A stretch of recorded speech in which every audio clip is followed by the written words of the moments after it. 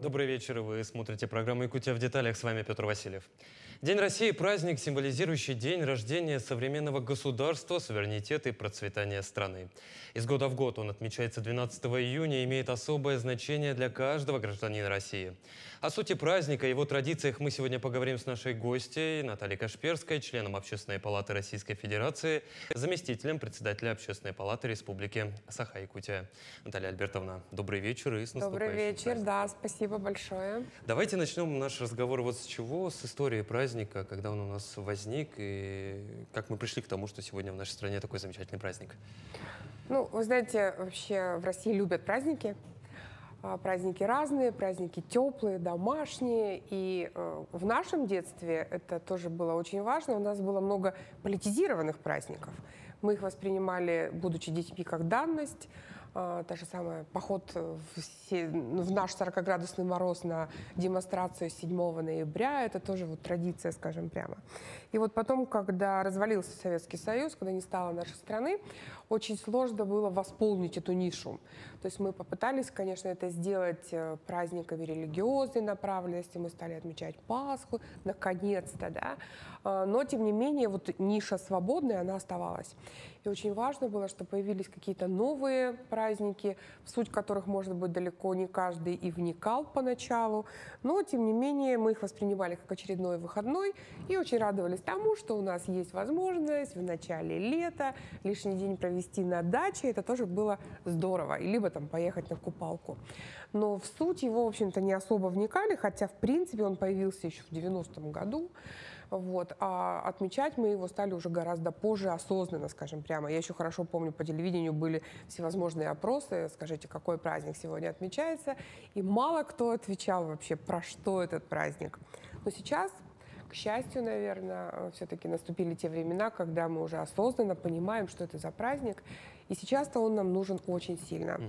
То есть, наконец-то он занял ту самую нишу, которая вселяет надежду в то, что в нашей стране будет все хорошо, что мы одержим нашу победу, победу добра над злом, я это воспринимаю именно так. Поэтому да, с наступающим праздником, я больше чем убеждена, что это праздник.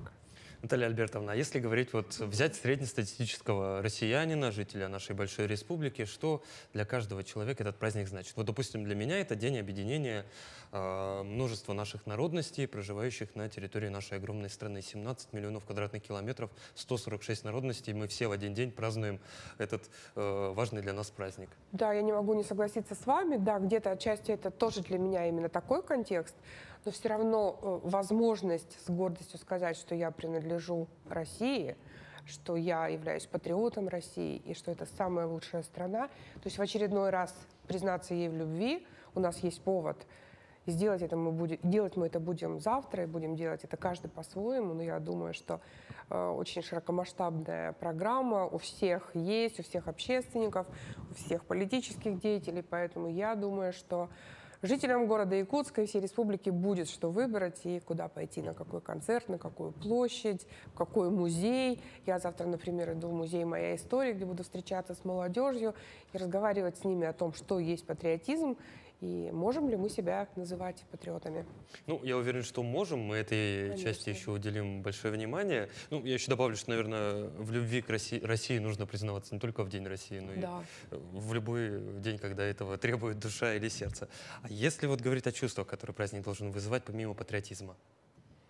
Гордость за свою страну — это безусловно. Конечно, гордость, тем более в преддверии замечательного фестиваля спорта, да, нашего, который придуман был в Республике Саха-Якутия, «Дети Азии», конечно, переполняют чувства гордости за свою страну, гордости за якутских спортсменов. То есть, да, здесь такая очень... Вообще говорят, грани патриотизма не просто так, да, потому что сколько бы мы с вами не давали определений различных, повтора не будет. У всех какой-то свой, свое особое чувство, вкладываем мы в это понятие, особый смысл. Поэтому, да, граней патриотизма очень много, и, наверное, каждый в этом видит свое. Но вот мы немножко с вами поговорили о том, что этот праздник, все-таки праздник, любой праздник отмечается.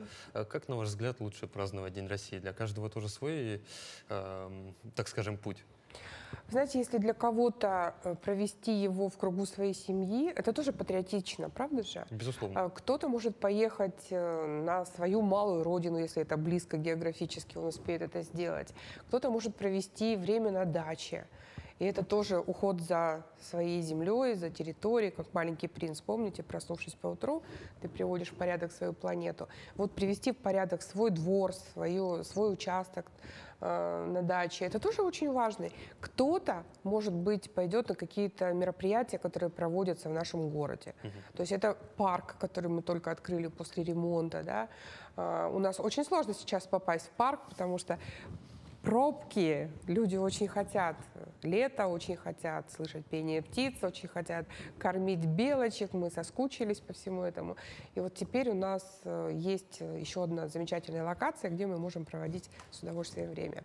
Та же Комсомольская площадь, которую обновили. Конечно. Ну, сколько места для отмечания. Да, вообще город преобразился, да, заметили? Безусловно, безусловно. Мне очень нравится. Едешь и смотришь каждый день, возвращаясь с работы, ты едешь в машине и смотришь, что произошло нового, и понимаешь, что прям на глазах все меняется. Большое спасибо всей команде, которая над этим работает. Мне кажется, он даже стал как будто бы немножко зеленее в этом году, но, возможно, это мое субъективное мнение. Это наша вечная боль. Сегодня давайте пока об этом не будем.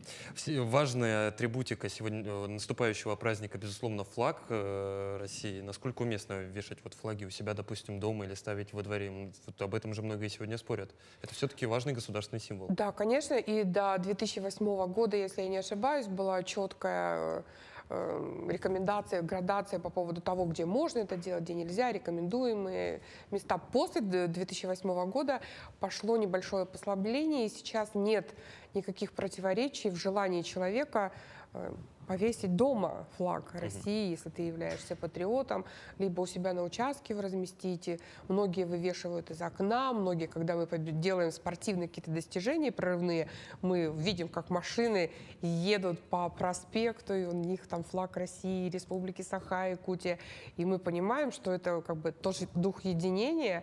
Мы радуемся, мы присоединяемся к этой акции, мы даже не ругаем друг друга за то, что нам мешают спать, и ночью слышим эти сигналы и развивающиеся флаги. Это всегда вызывает как бы такое и уважение к традициям, и радость. Главное, чтобы флаг висел правильно. Конечно, не вверх ногами ни в коем случае. Да, все в рамках закона. С уважением, да, мы относились к символике. Вы вот сейчас упомянули езду на автомобилях с флагами, различные патриотические вот эти вот вывешивания флагов. Я, знаете, о чем подумал? Что мне это напоминает немножко атмосферу, когда Россия победила в чемпионате по футболу в 2008 году. И вот как мы всей страной радовались, вот теперь у нас так проходит буквально практически каждый день России. Допустим, прошлого года у меня такие впечатления. Конечно. И это еще раз говорит о том, что наконец-то мы проснулись от 30-летнего сна, и наконец-то мы поняли, что мы живем в замечательной стране, и нам абсолютно не нужны никакие западные образцы для того, чтобы сравнивать кого-то с кем-то, понимать, что у нас хуже, у них лучше или наоборот. Мы такие, какие мы есть. И вот есть же понятие «безусловная любовь», да? Мы должны любить свою родину не потому, что она нам что-то дала, или не любить ее, потому что она что-то нам не додала, да? Мы ее любим только потому, что это место, где мы родились, это место, где мы выросли, и с которым связаны какие-то замечательные ощущения, воспоминания, теплота детства, воспоминания о родителях. Поэтому эту любовь надо считать безусловно, я убеждена в этом. И, конечно, делать все для того, чтобы наши дети, внуки, они тоже понимали это и как можно раньше, потому что, к сожалению, вот понимание того, что ты любишь свою родину, оно приходит ко всем в разном возрасте. Да и вообще понятие родина ко всем в разном возрасте приходит. Абсолютно точно. Я, например, помню периоды, когда я не понимала привязки к определенной территории. Мне казалось это все каким-то наносным. Может быть, даже где-то кто-то кривит душой, когда говорит о том, что он патриот. И я помню вот щелчок, когда у меня это произошло, кстати. Я вот прям помню, когда во мне родился патриот. А давайте тогда про это поговорим до патриотизма. Когда все Вы знаете, я сама выросла в Сангарах. Это Кобяйский район, совсем недалеко, 350 километров по реке. Вот, я пошла в школу, в Сангарскую первую школу, и закончила ее уже. И потом уже поступила в Якутский государственный университет тогда. Вот, и так получилось, что я длительный период времени не была в родном поселке, а поселок был всегда очень красив, ухожен, всегда было хорошее снабжение, хорошие люди, никогда не было никакого криминала. То есть я, например, очень счастлива, что мое детство и взросление произошло именно там. Вот. И потом случилось так, что я приехала в 2007 году, если я не ошибаюсь, в зимний период времени в родной поселок уже в командировку. И это было ужасно, Петр, потому что центральных улиц, на которых жили мои одноклассники, их не было. Ну, просто дома двухэтажные, деревянные, они пришли в негодность, они постарели, а новый жилой фонд, он не воссоздавался. Это был страшный период забвения и так далее, когда у нас горели эти шахты, да. Ой, когда поселок пришел в упадок. И вот я хорошо помню, что я взяла такси, проезжала по всем этим улочкам, смотрела, и слезы просто вот... Я не могла остановить их, и вот тогда какой-то щелчок произошел, и я четко поняла, что я люблю свою родину. И это, знаете, вот это было как уходящая натура. То есть я понимаю, что я люблю очень Якутск, я уезжаю, куда бы я ни уезжала, я буквально через неделю начинаю скучать. Но я понимаю, что я сюда всегда могу вернуться, и это произойдет очень быстро, и все будет нормально. А здесь ты понимаешь, что все, этого нет, это ушло. И вернуть невозможно ни людей, которые там жили в тот период, ни дома, ни привязанности какие-то. И вот тогда я поняла, что малая родина — это очень важно.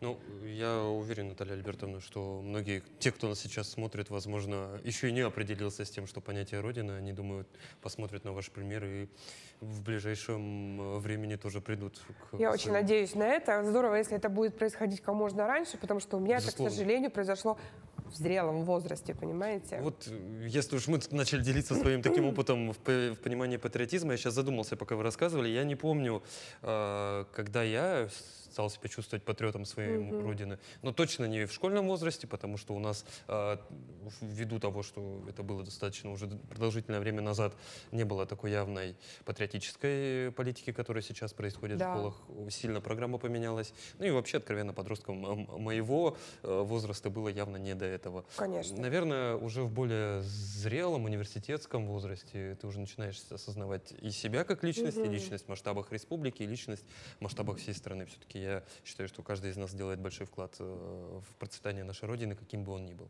Конечно. Наталья Альбертовна, а если говорить про патриотизм, вот что лично вы вкладываете в это понятие, и можно ли его, так скажем, под одну гребенку расчесать? Вы знаете, у нас, вы вначале, когда меня представляли, вы сказали о том, что я член Общественной палаты Российской Федерации от Республики Саха-Якутия. Это так и есть. И причем я вам скажу больше, что я вхожу в комиссию, которая занимается патриотическими проектами.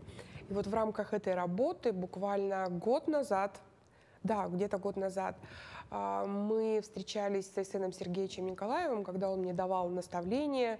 Тогда только я была избрана, вступила в эту должность. Вот. И было принято решение о том, что я предложила, и он очень хорошо поддержал так легко, что нужно какой-то запустить патриотический проект, но не такой вот стандартный, да, когда мы только говорим лозунгами, когда все очевидное очевидно, да, извините за тавтологию. И был придуман тогда проект «Свои». Он очень интересен тем, что, оказывается, вокруг нас, Петр, патриотов очень много. И не о всех мы знаем. И не все о себе говорят. И не все о себе говорят. Вот это была ключевая фраза, потому что далеко не каждый хочет. Я знаю, например, людей из числа предпринимательского сообщества, которые помогают очень плотно вагонами, отправляют помощь на СВО, но при этом хотят оставаться в тени и не афишируют это. Они говорят, это мой долг. Я так чувствую, я так считаю, я это делаю не для того, чтобы обо мне говорили. Но даже не в этом дело. Если без привязки к специальной военной операции говорить, то в любом случае есть люди, которые живут прямо рядом с нами. И вот первая героиня, например, мы подумали, надо рассказать о ней. Мы говорим с известными людьми и задаем им вопрос, кого вы считаете патриотом? человек задумывается и потом выдает какой-то вариант малоизвестной личности, которая известна, возможно, ему. Возможно, это ваш отец или ваша бабушка. Возможно, это сосед, который живет рядом и делает то, чего не делают другие. И вот, например, первым героем нашего проекта, это мультимедийный проект, мы собираемся в студии, где депутаты, министры, заместители министров, управленцы высокого ранга могут прийти в качестве экспертов и рассказать об опыте простых людей, которые это делают. И вот этот проект запущен. К концу этого года у нас будет 100 таких героев. Сейчас их уже почти 70. Каждый из них, я вот принесла Да, с собой, у вас с собой сейчас буклет, вам давайте покажу. посмотрим. Каждый из них получает вот такой вот замечательный значок. Это картографическое изображение Республики Саха-Якутия. Выполнен он из желтого металла, на открытке вот такой расположен. Патриотизм — это не образ мыслей, а действие, написано на этой открытке. Каждый из этих знаков, он именной, здесь пишется имя человека, а на самом знаке есть порядковый номер. Вот такой значок. Настоящего патриота. Да, настоящего патриота мы в этом году имели честь вручить Айсену Сергеевичу Николаеву под номером 1. Мы его специально резервировали. Вот. А так, я уже сказала, таких героев уже 70. И мы хотим в конце этого года издать книгу, состоящую вот из таких брошюр. Это собрание историй патриотов великой страны. То есть каждый квартал мы выпускаем вот такую брошюру, и здесь как раз представлены все герои, о которых мы рассказываем. Ну, то есть мы пишем летопись. И здесь малоизвестные люди, но тем не менее те, которые вносят свой вклад в развитие нашего региона, в укрепление нашей страны. Они очень разные, абсолютно разные. Кто-то занимается логистикой. Можно посмотреть? Да, конечно. Кто-то просто чистит снег у себя в Татинском районе. У нас был такой замечательный возрастной дедушка, который каждое утро, просыпаясь, он чистит дорожки для того, чтобы односельчанам было удобно передвигаться по глубоким сугробам. И он это делает с удовольствием. Он не просит за это денег, он никого не ругает при этом. Да? Но вот наша задача, этот проект, кстати, реализуется не только общественной палатой, он реализуется на базе Высшей школы инновационного менеджмента, не случайно, да. Хотя на первый взгляд привязки как бы нет. Мы рассматриваем эту технологию как управление по запросам.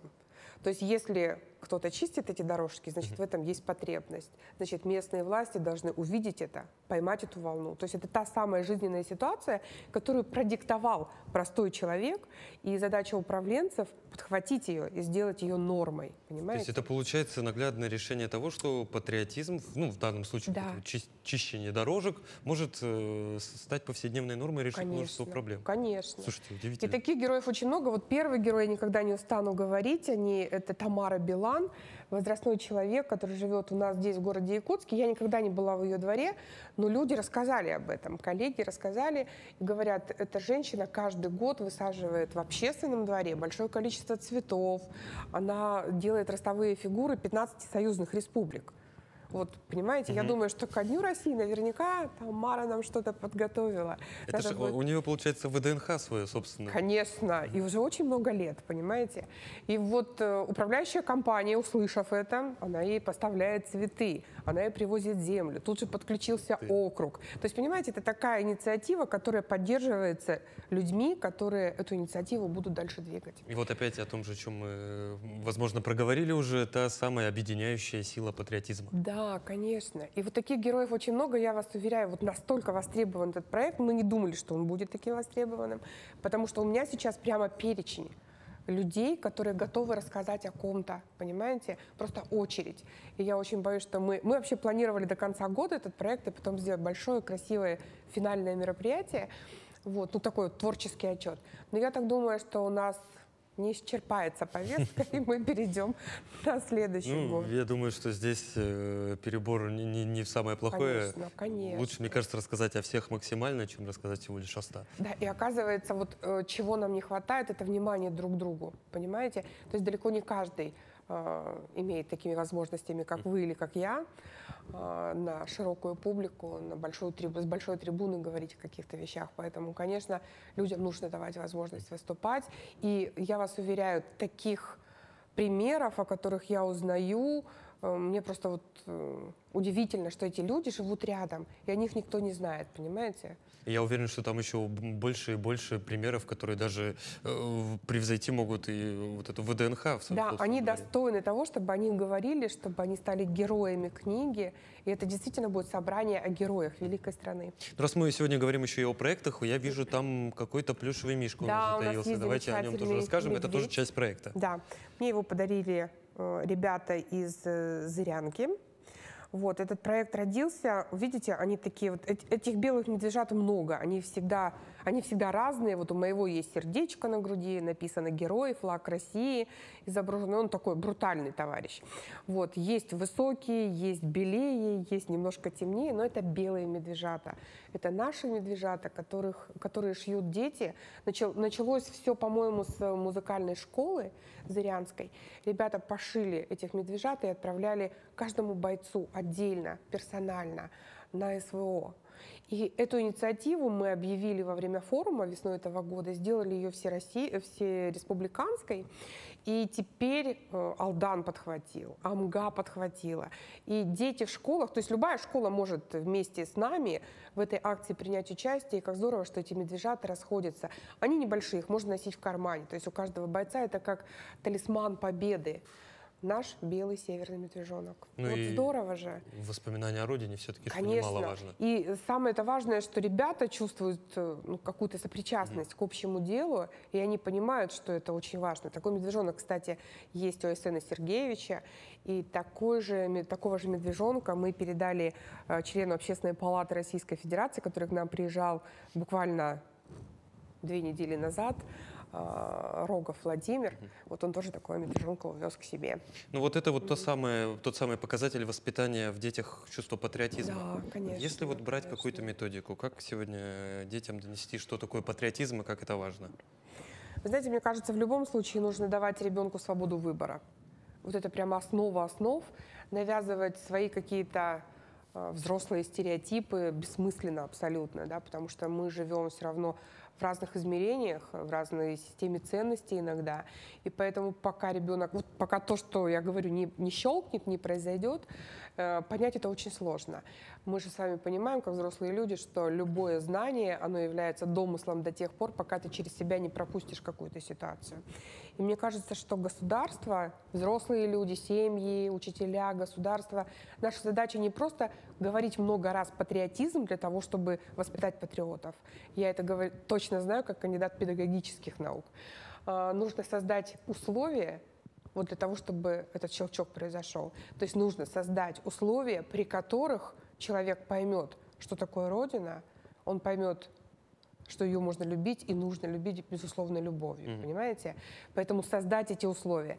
Вот, например, что мы делаем? Вот эти медвежата — это условия. Условия и, собственно, Абсолютно. Самое главное, что они могут это потрогать, они же знают, что они делают. Конечно. И потом, когда им передают привет оттуда, да, и показывают ваш медвежонок, ребята, у нас, это очень приятно, правда же? Вот на базе Высшей школы инновационного менеджмента мы тоже думали, как создать условия для того, чтобы ребенок развивался, чтобы он в игровой манере понял, что такое патриотизм, что можно любить себя. И самое главное, патриот — это тот человек, который работает, который созидателен. И поэтому мы запускаем впервые лагерную смену в этом году. Ух ты! Да. Высшая школа инновационного менеджмента, вы понимаете, у нас учатся большие люди, да, это управленцы. По важным делам. Конечно, это те люди, которые принимают важные решения, от которых зависят судьбы, да. Вот. И наша задача в этом году, мы сделали так, что в летний период мы делаем короткие смены буквально по неделе. И во время вот общение детей, это от 11 до 14 лет, как раз тот самый возраст, когда вот становление происходит.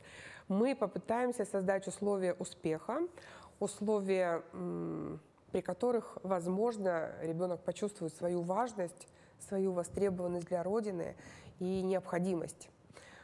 Вот. Мы постараемся это сделать. У нас первая смена стартует буквально с 17 числа, называется она «Про лидер».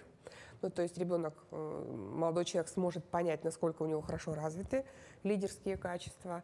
Вот. Если ему понравится, то он может остаться на 2-ю неделю, да, на 3-ю, на 4-ю. Темы я специально с собой взяла. Это про лидер, про команда, про публичность, про творчество и про общество. Вот таких 5 недель, серия таких короткометражек, она будет запущена, но абсолютно точно в каждой из этих смен будет коммуникации, потому что мы понимаем, что человек должен выражать свои чувства, свои мысли, эмоции, делать это грамотно и доносить информацию.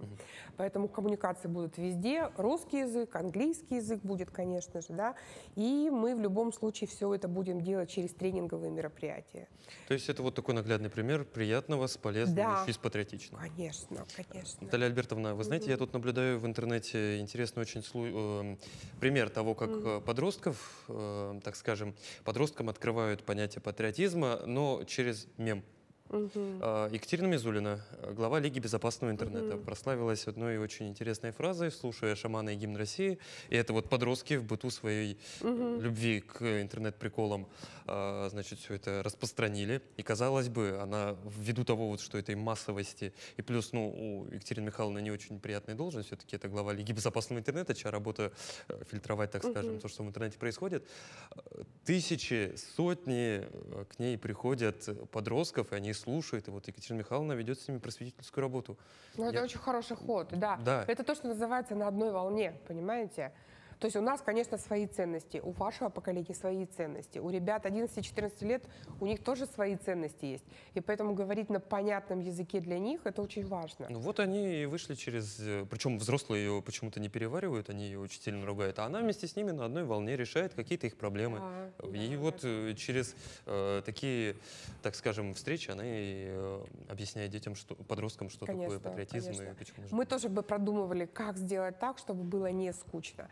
Мы будем смотреть всякие разные фильмы, причем будем это делать на бескаркасных креслах, то есть мы будем валяться, есть какие-то вкусняшки, здоровая пища. Там можно не здоровые, пока летом. Нет, у нас здоровая, мы все продумали. И тем не менее, вот именно этот вариант позволит в непринужденной обстановке выходить на какие-то точки роста для каждого, открывать для себя какие-то интересные вещи. Ну, то есть мне кажется, что неплохой вариант может получиться с позиции создать условия для того, чтобы ребенок какие-то открытия сделал. Ну и, конечно, не только должен это делать чиновник, человек, государев, не только мы должны надеяться на то, что как-нибудь он сам там... Нет, конечно, все идет от семьи. И сейчас, вот, пользуясь случаем и возможностью, я, конечно, поздравляю всех с наступающим праздником. И очень хочу, и очень надеюсь на то, что в каждой семье мы будем задумываться, говоря между собой, взрослые люди будут задумываться о том, как их слова воспринимают дети. Это очень важно, потому что говорить, воспитывать специально никому не нужно. Дети делают то, что делают их родители, как правило, да. И если в семье люди настроены патриотично, если они уважают нашу историю, наши традиции, то и дети вырастают именно такими же, понимаете? А если мы говорим ребенку одно, а между собой полушепотом говорим другое, у ребенка получается разбалансировка, ему очень сложно сориентироваться в этом мире. Мы осложняем ему этим жизнь. Поэтому, конечно, нужно думать. И самое главное, не уповать только на труд преподавателя, конечно, учителя. Конечно. А создавать те самые условия для того, чтобы, если вы хотите, чтобы ваш ребенок был патриотичным, то вы должны тоже приложить к этому максимум усилий. А можно ли быть патриотом своей родины, проживая, допустим, в другом регионе или в другом государстве? Насколько это вот коррелируется с... Вы знаете, для меня это сложно. Я вообще не люблю людей, которые уезжают из Якутии. Это моя прямо фишка. Мне не нравится, опять же, это, видимо, связано с тем, что это моя болевая точка, я сангарская. А у нас как-то так повелось, что, к сожалению, когда люди достигают пенсионного возраста, они всегда, еще в те самые времена, когда был Советский Союз, все равно все говорили, в какой ты регион поедешь, в каком городе вы будете жить. И вот какой-то психоз наступал, когда люди достигали возраста в 50-55 лет, и все начинали разлетаться как грачи. Мне очень это не нравится, конечно, и я хочу, чтобы эта ситуация была переломлена, чтобы мы все-таки воспринимали Якутию не как временное место, да, а как наш дом, и тогда у нас будет отношение немного иное, скажем прямо. Вот, но... Можно заступиться? Да, заступитесь. Я уже говорил, что мы были в Казани в рамках рабочего визита. Есть там землячество якутян, живет их немного, порядка 170 человек.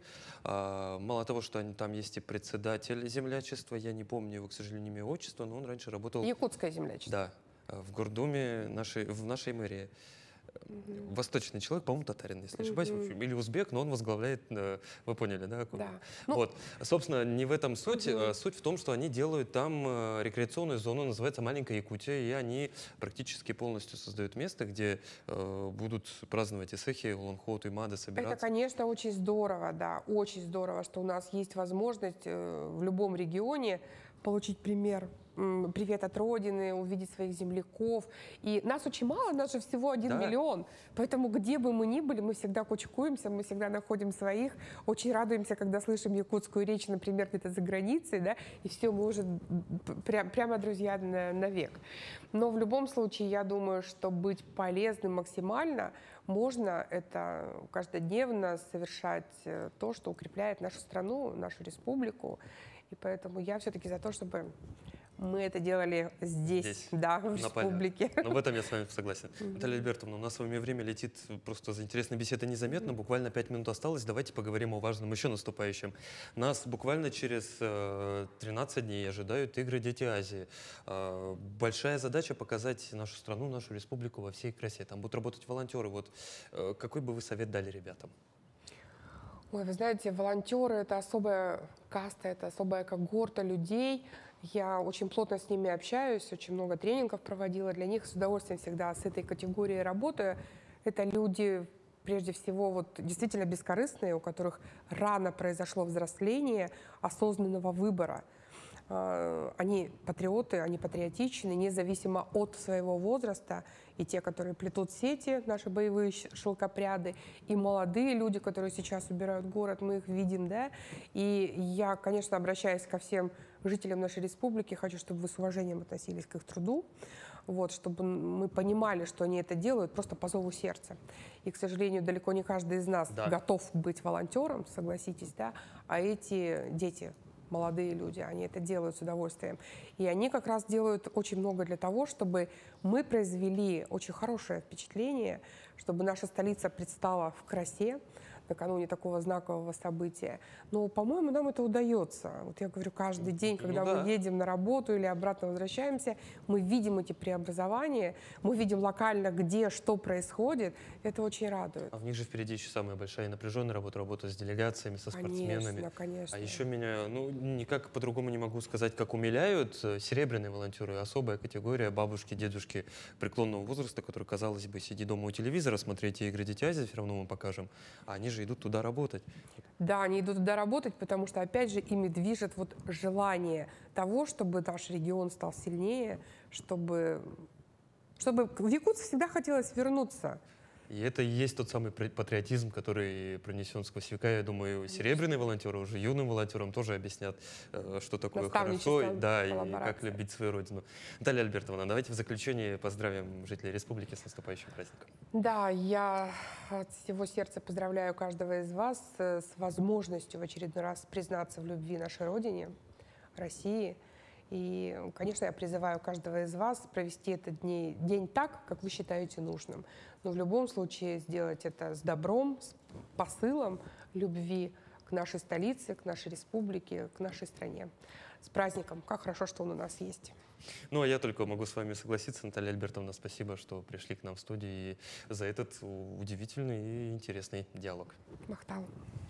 Ну а на этом выпуск программы «Якутия в деталях» подошел к концу. С вами был Петр Васильев. Смотрите нас по будням в 19:15. Расскажем обо всем в деталях.